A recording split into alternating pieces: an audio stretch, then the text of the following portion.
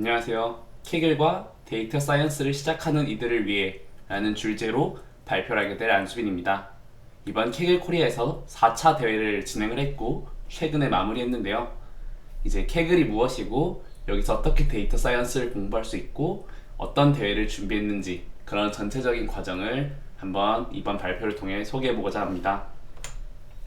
네, 제 소개는 다음과 같습니다. 현재 케겔 코리아 운영진을 진행하고 있고요. 약 1년 반 정도 커뮤니티에서 운영진을 하고 있습니다. 저는 데이터 분석 분야인 노트북, 케글에서 노트북 분야에서 전체 55위, 국내에서는 1위에 있고요. 이제 케글에서 다양한 자료를 만드는 그런 일들을 하고 있습니다.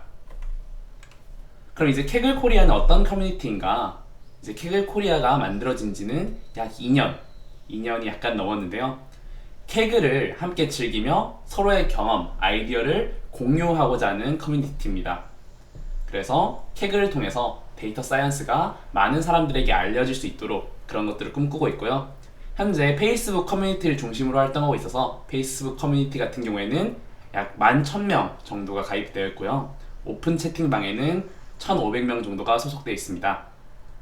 제가 아래에 링크를 달아놨기 때문에 페이스북 커뮤니티에도 많이 한번 봐주시기 바랍니다. 그러면 왜 케글이 좋은가? 왜 이 케글이란 게 초심자가 공부하기 적합한 시스템인가에 대해서 한번 얘기해 보려고 해요. 케글은 일단 케글 자체 소개에서 다음과 같이 서술합니다. 온라인 커뮤니티 of Data Science and Machine Learning Practitioner, 데이터 사이언티스트와 머신러닝 연습자를 위한 온라인 커뮤니티이다. 그럼 이 커뮤니티가 무엇으로 굴러가느냐, 어떤 방식으로 굴러가느냐 라고 했을 때 케글은 총 4가지 시스템으로 굴러갑니다. 첫 번째, 컴피티션, 여러분들이 흔히 생각할 수 있는 데이터 사이언스 대회를 의미합니다. 머신러닝, 딥러닝 대회들이 진행이 되고요. 그 외에는 데이터셋, 사람들이 자신만의 데이터셋을 만들어서 그것을 공유하고 각자가 분석을 해서 서로 인사이트를 공유하는 그런 이제 공유 문화가 이루어지고 있고요. 그런 공유를 어떻게 이루어지느냐? 공유는 노트북이라는 도구를 통해서 공유가 됩니다. 여러분들이 흔히 알고 있는 주피터 노트북의 환경의 자료들을 공유하면서 서로 업보트를 하거나 아니면 댓글들을 달고요. 그리고 이런 댓글들은 디스커션이라는 항목에서 사람들과 논의할 수 있습니다. 그럼 이제 대회 전체적인 플로우 이 4가지 분야가 어떤 식으로 흘러가느냐면 일단 처음에는 컴페티션과 데이터셋이 있어요. 보통 컴페티션 같은 경우에는 3개월 정도의 기간을 진행을 합니다. 보통 3개월의 기간이 대회가 진행되고 대회는 랜덤하게 생성되는 편이에요. 보통 대회 하나가 마치면 다른 대회 하나 생기는 것도 맞습니다. 데이터셋 같은 경우에는 모든 사용자가 만들 수 있고요. 원하는 연습 그리고 원하는 연구들을 진행할 수 있습니다. 일부 데이터셋 같은 경우에는 저작권 문제가 있기 때문에 뭐 대회나 연구에 사용할 수 없지만 많은 데이터셋이 오픈 라이센스로 되어 있기 때문에 많은 연구자들이 케글에 있는 데이터셋을 가지고 연구를 진행하기도 합니다. 그럼 이런 컴페티션과 데이터셋에서 2가지 방향으로 사람들은 많은 얘기를 논의하고 커뮤니티가 활성화돼요. 첫 번째는 노트북입니다.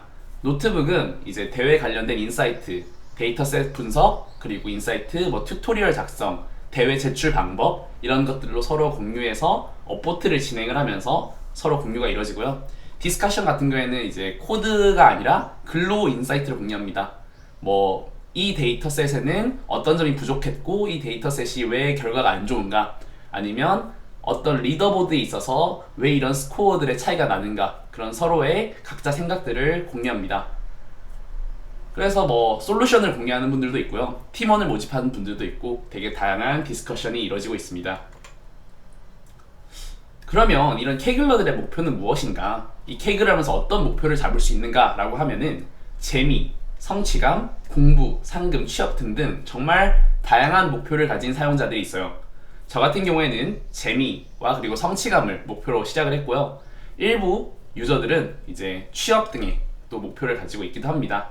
그래서 이런 것들을 어떤 식으로 측정을 할 수 있느냐, 어떤 식으로 내 위치를 측정할 수 있느냐 하면 메달과 티어 시스템이 있습니다. 이제 메달과 티어는 총 이제 각각 4분야에서 다 따로 진행이 되고요. 컴페티션 같은 경우에는 메달의 이제 대회의 순위에 따라서 정해지고요. 나머지 데이터셋, 노트북, 디스커션 같은 경우는 사람들이 얼마나 좋아요, 업보트를 했는가에 따라 달라집니다.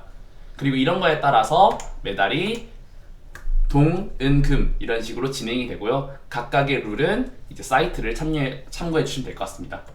이제 이런 메달의 개수에 따라서도 이제 티어가 정해집니다. 티어 같은 경우에는 노바이스, 컨트리뷰터, 엑스퍼트, 마스터, 그랜드 마스터 이렇게 총 5가지로 있고, 보통 시작 단계에서는 하늘색 단계로 시작을 해서 이제 점점 랭크를 높이려고 할 수 있습니다. 그래서 이렇게 메달을 쌓아서 티어를 높이고 순위를 높여놓는 게 각각의 목표가 되겠죠. 가볍게 각 분야에 대해서 조금씩 더 설명해 드리도록 하겠습니다. 대회 같은 경우에는 본인이 참가 중인 대회, 그리고 나머지 진행 중인 대회 이런 식으로 구분해서 볼 수 있고, 종료한 대회도 일부 대회에서는 늦은 레이티스트 제출이라 해서 늦은 제출도 할 수 있습니다. 그래서 현재 진행 중인 대회를 다음과 같이 볼 수 있고, 대회 같은 경우에는 여러 가지 분야가 있습니다. 튜토리얼 대회, 타이타닉이라던가 하우스 프라이스 같은 유명한 데이터셋에 대한 튜토리얼 대회가 존재하고요. 그 외에 상금은 걸려있지 않지만 뭔가 지식이나 가벼운 상품이 걸려있는 플레이그라운드라는 대회도 존재합니다. 그 외에는 이제 기업에서 상금을 걸고 하는 이제 피처드 컴페티션이 대표적인 대회고, 그 외에도 요새는 어널리시스 컴페티션을 해서 분석 대회들도 이제 존재합니다. 그래서 상금, 명예, 지식, 상 같은 어떤 상품들로 사용자들의 참여를 유도하고 있습니다. 그리고 저희가 이번에 진행한 대회는 인클래스 대회라고 하여서 이제 소규모로 각각 교육용 대회를 열 수 있는 시스템인데요. 그거는 추후에 좀 더 설명해 보도록 하겠습니다. 이제 이렇게 대회를 열면은 대회 안에서 사용자들 간에 노트북이란 걸 공유할 수 있습니다. 자신만의 데이터 분석들을 공유하는 건데요. 대회에 따라서도 노트북을 공유할 수 있고, 데이터셋에 따라서 그냥 노트북을 공유할 수도 있고, 이런 거와 상관없이 그냥 노트북을 공유할 수도 있습니다. 그래서 사용자들이 마치 GitHub처럼 오픈소스 그런 공유 문화를 이뤄지면서 서로서로의 지식들을 하나씩 이렇게 쌓아나갈 수 있는 거죠. 현재 지금 보고 계신 게 이번 4차 대회에서 진행한 노트북의 중간 화면인데요. 보시면 EDA 아니면 베이스라인 등등의 어떤 자기만의 분석들을 공유하고 있는 걸 확인할 수 있습니다. 그리고 디스커션 같은 경우에는 이런 노트북 코드 공유가 아니라 정말 데이터에 대한 질문, 데이터 전처리에 대한 질문, 데이터 진행에 대한 대회 진행에 대한 질문 등등을 할 수 있고요. 여기서는 정말 말 그대로 댓글처럼 서로서로의 디스커션을 나눌 수 있습니다. 이제 이건 좀 번외인데요. 데이터셋 같은 경우에는 사용자가 각각의 인사이트를 담은 데이터셋을 공유를 해서 이런 분석을 같이 합시다 라고 진행하는 겁니다. 그래서 최근에는 국내에서 코로나 데이터셋을 공유해서 한번 이슈가 된 적이 있었고요. 그 외에도 되게 좋은 오픈소스 데이터셋이 많아서 일부 논문들 중에서는 이런 케글에서 데이터셋을 사용해서 논문을 쓰는 경우도 요새는 많습니다. 그리고 여기 보시면 오픈태스크라에서 오른쪽 화면에 이제 사용자들이 각각 이 데이터셋에서 어떤 식으로 분석을 할 수 있을지에 대한 목표도 설정을 할 수 있어요. 그래서 자기가 데이터셋을 올리고 이런 분석을 같이 해봤으면 좋겠다 라고 주제를 설정할 수도 있습니다. 네, 여기까지 이제 케글에 대한 간단한 설명이었고요. 케글 포함해서 머신러닝, 딥러닝, 데이터 사이언스를 어떻게 공부를 해야 되냐 라고 많은 질문을 해서 가볍게 추가해왔습니다. 최근에는 이제 이런 문구가 되게 많았던 것 같아요. 저는 수학 없는 머신러닝, 딥러닝 3주 완성 코스. 근데 이거는 어떤 거냐면 어떤 파이썬에 대한 베이스를 완벽하게 무시하고 수학적인 걸 되게 무시하고 이렇게 쭉 바로 진행한다고 저는 생각을 합니다. 물론 수학 없이 공부를 할 수 있긴 합니다. 수학 없이도 데이터 사이언스를 공부할 수 있고 3주 만에 실습을 진행할 수도 있습니다. 다수의 온라인 강의가 그렇게 진행이 되고 있죠. 하지만 이런 식으로 수박 겉핥기식 공부는 좋은 방법은 아니라고 생각을 해요. 그래서 저 같은 경우에는 이런 머신러닝을 어떤 식으로 바라보면 좋은가에 대해서 많이 고민을 했었는데요. 저는 이렇게 3가지 요소가 여러분들의 머신러닝 실력에 기여를 한다고 생각을 합니다. 첫 번째, 개념적인 이해입니다. 현재 여러분들이 돌리고 있는 최신 모델들이 있겠지만 이런 모델들이 어떤 아이디어를 가지고 개발이 되었고 왜 이게 잘 되는가에 대한 개념적 이해가 필요합니다. 그래서 모델이라는 게 사실 기본 모델을 통해서 어떤 점진적으로 아이디어가 하나씩 추가되면서 최신 모델이 되는 건데, 기존 모델에서 어떤 점이 차이가 있고 어떻게 개선됐고 어떤 장단점이 있는가, 그리고 이걸 통해서 결론적으로 나오는 게 무엇인가에 대해서 이해하는 과정이 제일 중요하다고 생각합니다. 뭐 이런 과정 같은 경우에는 온라인 강의도 좋고, 뭐 최근에는 책들이 많이 나왔기 때문에 책들을 위주로 공부하는 것도 저는 좋다고 생각을 해요. 그 다음은 프로그래밍 스킬입니다. 뭐 라이브러리를 그냥 입력과 출력 이런 식으로 넣을 수 있겠지만, 사실 본인이 생각한 거를 그대로 구현할 수 있는 능력이 필요하다고 생각합니다. 그래서 파이썬에 대한 기초적인 내용, 객체 지향에 대한 기초적인 내용은 이제 베이스로 깔고 가셔야 되고요. 그래서 모델을 직접 구현하면서 연습하시는 것도 하나의 방법이고, 구현된 모델을 커스텀하면서 그 모델의 디테일한 내용들을 이해하는 것도 하나의 방법이 될 것 같습니다. 그래서 뭐 이런 과정을 통해서 어떻게 하면은 1시간 걸리는 거를 30분으로 줄일 수 있을까? 어떻게 하면은 메모리 초과가 나는 것을 메모리 초과가 안 나게 할 수 있을까? 등등을 고민을 하면서 점점 프로그래밍 스킬이 점점 높아지는 거겠죠. 그리고 코드를 작성하다 보면은 이제 코드가 길어지게 될 거고, 이런 코드를 어떻게 하면 재사용성이 높고 어떻게 하면 가독성이 높을 것인가에 대해서 생각을 하면서 코딩을 진행해 주시면 될 것 같습니다. 이제 그 다음에는 정말로 깊이 있는 공부를 하기 위해서는 수학과 도메인 지식이 필요하다고 생각을 해요. 여기서 말하는 도메인 지식이라는 것은 이제 해당 분야에 대한 전문 지식을 의미하는데요. 의료 데이터라면 의료 지식을 알아야 되고, 경제 데이터라면 경제 지식을 알아야 되고, 그런 도메인 지식들이 조금씩 추가되는 게 되게 중요하다고 생각합니다. 그래서 뭐 데이터에 대한 전처리 방법이 될 수도 있고요, 데이터에 대한 분석 방법이 될 수도 있고, 뭐 검증 방법 등등 이렇게 하나씩 쌓여서 이 세 가지 요소가 섞여서 여러분들의 머신러닝 실력이 느는 거죠. 그럼 이렇게 늘린 실력으로 어떤 식으로 대회에 참가하게 되느냐, 대회는 어떤 식으로 진행이 되는가 라고 했을 때, 머신러닝의 파이프라인을 이해하시는 게 저는 좋다고 생각을 해요. 왜냐하면 케글이라는 거는 이 파이프라인의 엄청 축소화된 버전이라고 생각을 합니다. 그러면 가장 기본적으로 여러분들이 생각하는 함수, 모델, 알고리즘은 이런 거예요. 입력이 있고 중간 과정이 있고 결과가 있습니다. 그래서 제일 좋은 방법은 입력받고 모델 돌리고 결과가 나오는 거예요. 하지만 제가 왼쪽에 써놓은 예시와 같이 입력을 넣고 모델을 돌리니 결과가 좋은 거는 정말 꿈 같은 일입니다. 여러분들이 그 사이사이에 여러분들이 해야 되는 일들이 엄청 많아요. 어떤 것들이 있느냐? 전체적으로 케글 그리고 아니면 어떤 머신러닝 태스크를 진행할 때는 이런 과정이 일어납니다. 첫 번째, 입력.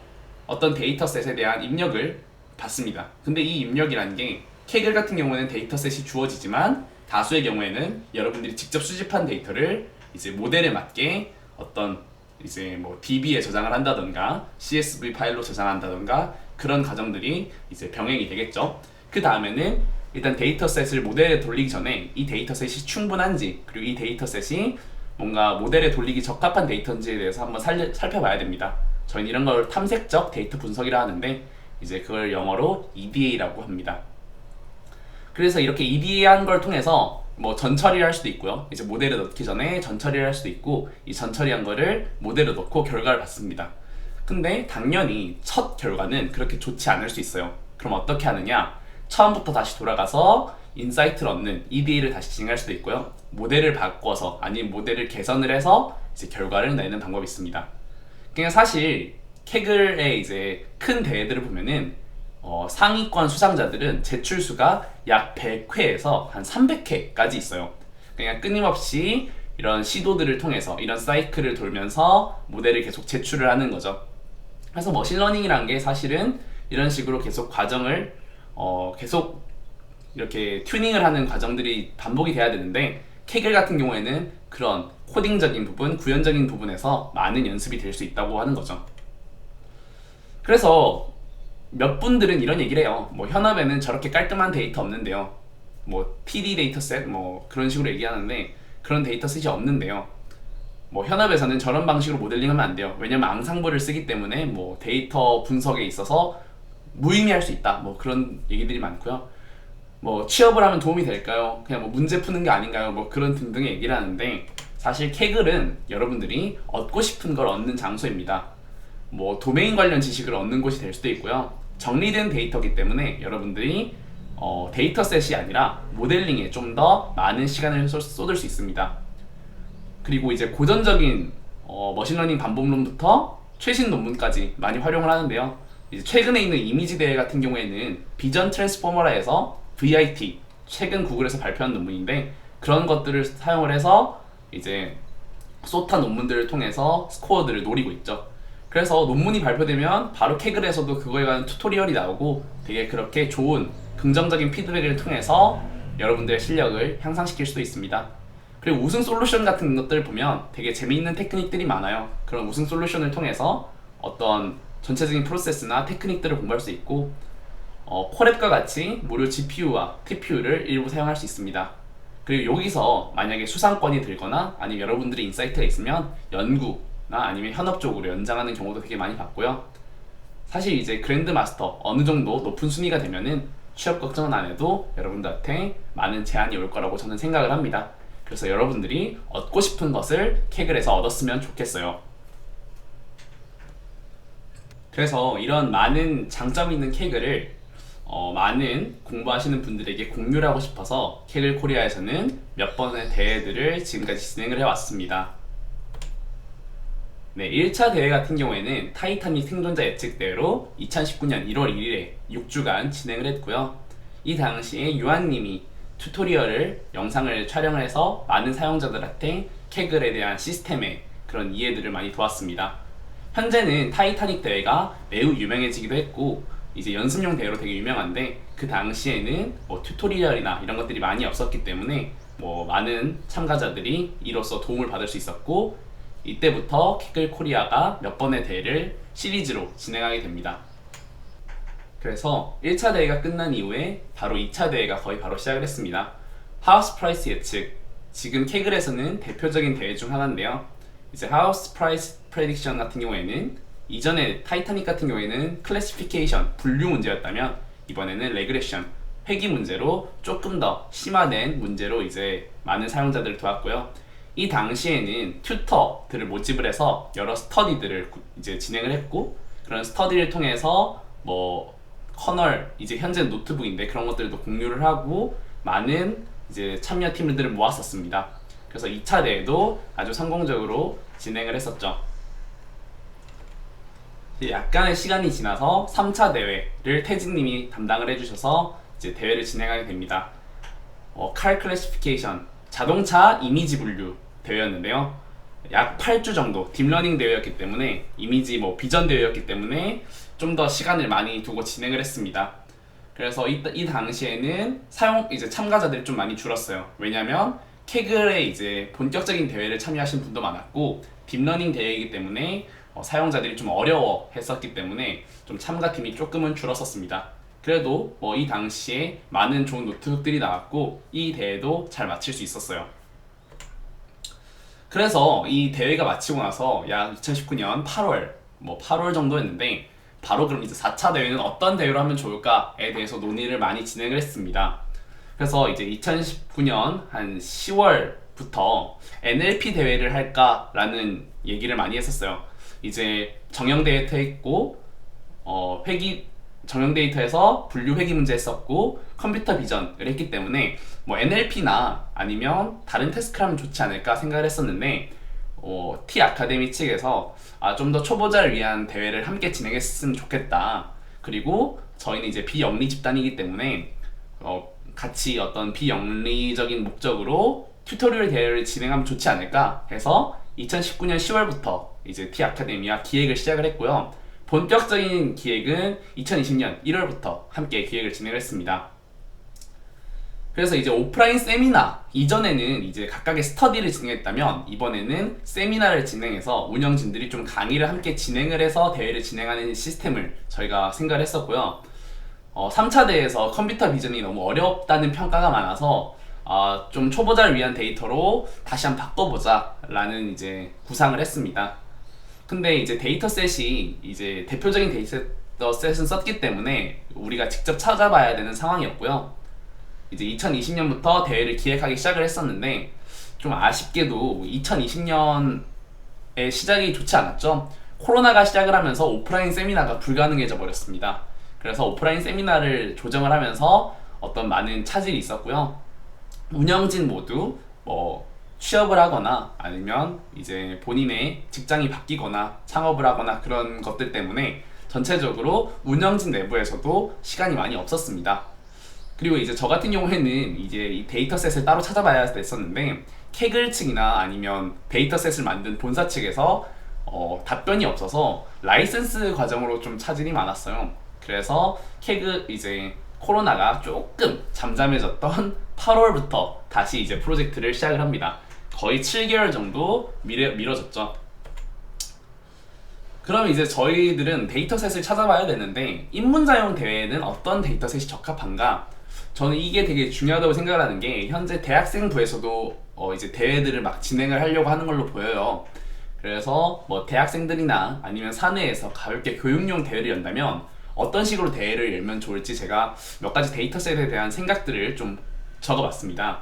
첫 번째로 만약에 이게 영리 목적이라면 저작권에 문제가 없는가에 대해서 먼저 살펴봐야 돼요. 데이터셋 같은 경우에는 최근에는 이런 저작권들이 중요하기 때문에 뭐 대회 도중에 대회가 망가지면 안 되기 때문에 이런 저작권들 알아보시는 게 좋을 것 같고요. 그리고 만약에 머신러닝을 이제 막 시작하는 분들이라면 너무 도메인 특화적인 내용을 하면 사용자들의 관심을 얻기 어려울 수 있습니다. 예를 들면 의료 데이터 같은 경우에는 일반 사용자들은 일반 공부하시는 분들은 잘 모르기 때문에 뭐 컴퓨터 비전 이쪽을 아무리 하시더라도 의료 정보가 없으면 부족할 수 있어요. 그래서 이런 공감을 얻을 수 있는 주제가 되게 중요하고요.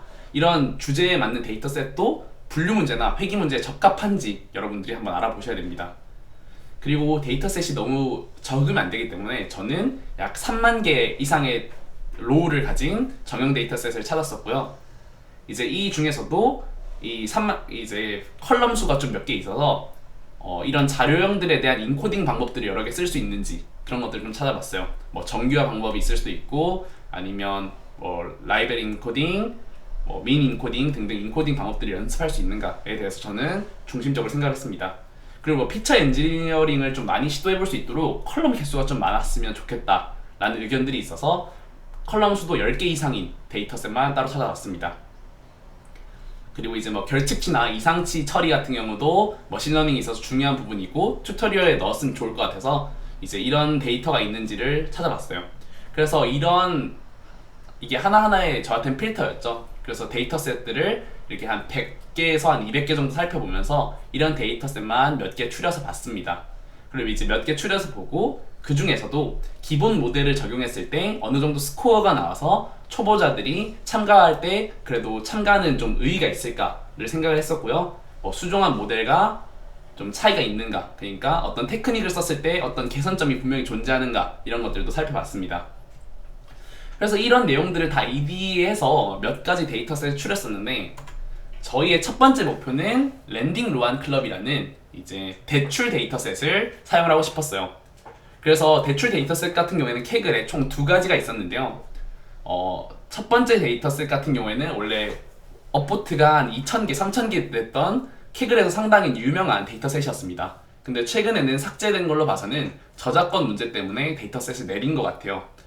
그래서 뭐 본사에도 제가 문의를 하고 캐글에도 문의를 하고 여러 곳에 문의를 했지만 답변이 없어서 이거 가지고 한 2개월 정도 소모를 했습니다.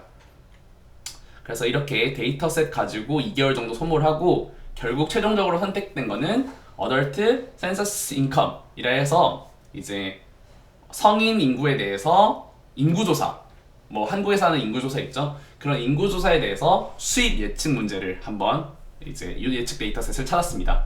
약 3만 개의 데이터가 있었고요. 15개의 컬럼이라서 제가 생각하는 기준에 부합했습니다. 제가 좀 걱정이었던 거는 이 데이터셋에 Final Rate라는 컬럼이 있는데 이 컬럼에 대해서 치팅 가능성이 좀 존재를 했어요. 그러니까 사용자들이 이 Final Rate라는 걸 검색을 해서 이 데이터셋을 찾아서 이 데이터셋을 바탕으로 스코어를 내면 어떡하지라는 걱정을 했었는데 일단 저희가 할 수 있는 거는 많이 없었고 첫 번째로 데이터를 셔플했습니다. 데이터를 인덱스를 완벽하게 셔플을 해서 이제 이런 셔플과 이제 일부 컬럼명을 살짝 바꿨어요. 뭐 저 온점으로 돼 있던 거를 언더바로 바꾸면서 살짝의 치팅을 방지하긴 했지만 그래도 완벽하게 막지는 못했던 것 같아요. 왜냐면 대회 중간에 어떤 분이 스코어가 99.9가 나왔는데 알고 보니까 이 데이터셋을 찾아서 테스트를 해봤더라고 하더라고요.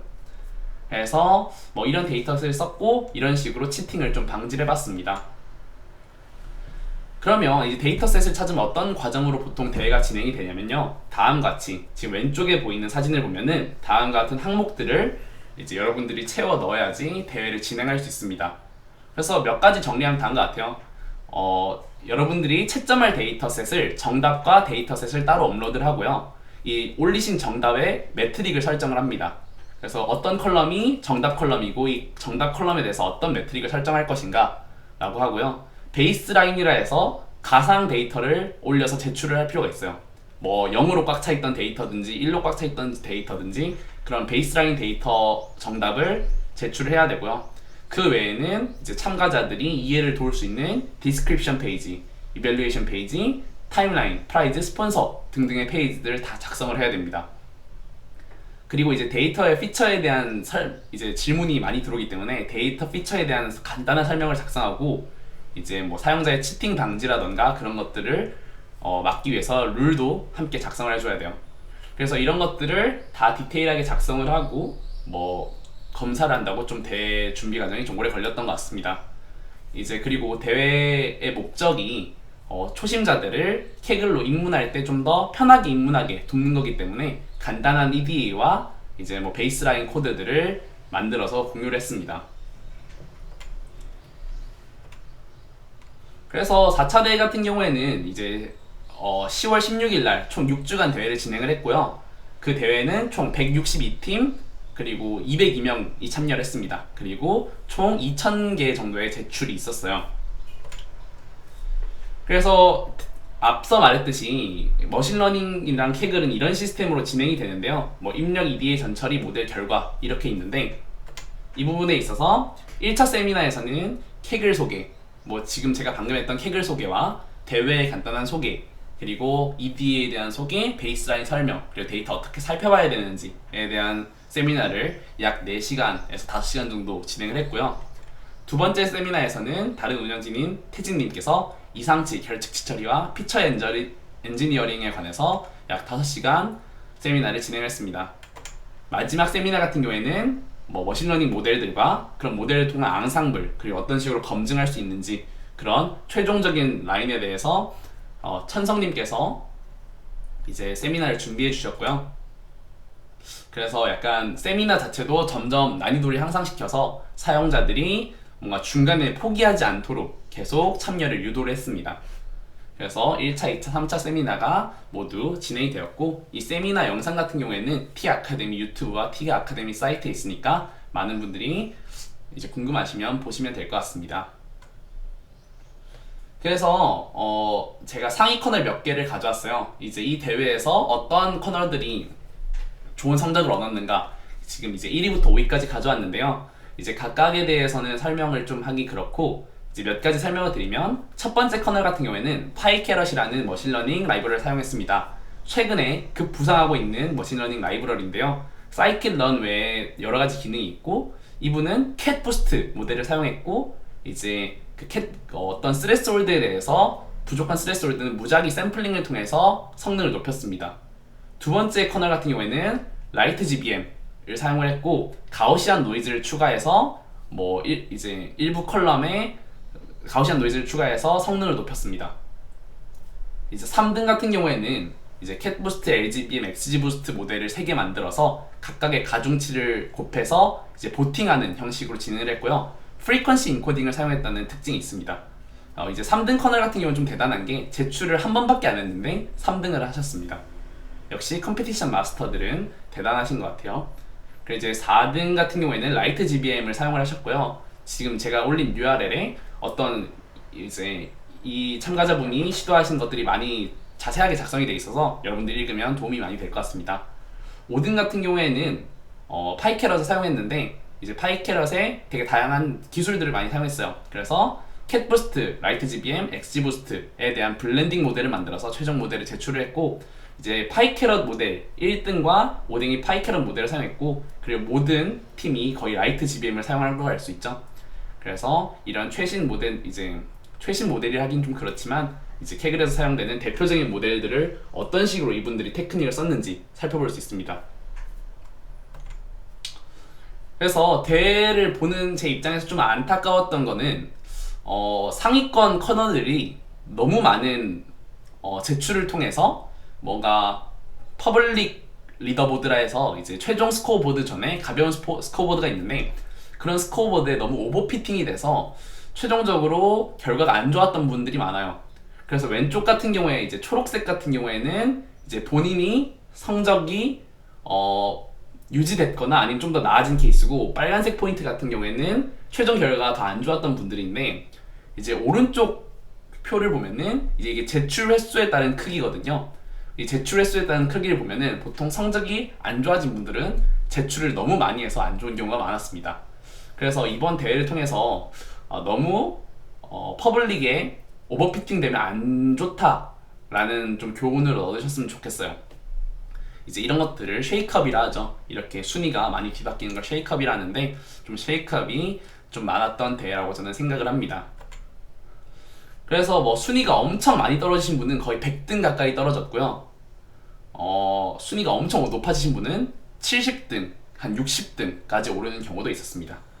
그래서 뭐 이번 대회를 진행을 하면서 이런 식으로 대회를 준비하면 됐고, 뭐 이런 케이스가 있었으니까 여러분들이 상위 노트북들을 보면서 좀 공부를 많이 하셨으면 좋겠어요.